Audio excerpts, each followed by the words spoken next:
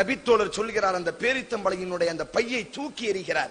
சொல்லப்படும் அந்த ஹதீஸில் தூக்கி எறிவார், சொல்வார், இந்த பேரித்தம்பளத்தினுடைய பழங்களை சாப்பிடுவதற்கு ஒரு நேரம் தேவைப்படும்.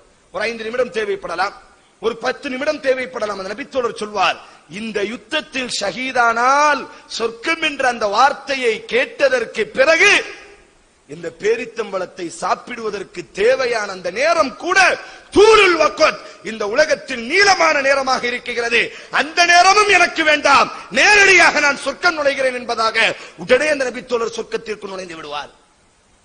அல்லாஹ்வின் தூதர் ஸல்லல்லாஹு அலைஹி வஸல்லம் பத்ரினுடைய யுத்தத்தில் சொல்வார்கள், லஹிகல்லாஹ், அல்லாஹ் சிரிக்குகிறான் ஒருவனை பார்த்து. லஹிகல்லாஹு லிரஜுலின், ஒரு நபரை பார்த்து அல்லாஹ் சிரிக்குகிறான். அவன் யார் தெரியுமா? அவன் யார் தெரியுமா?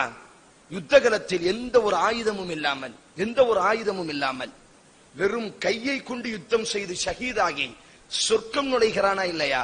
அவனை பார்த்து அல்லாஹ் சிரிக்குகிறான்.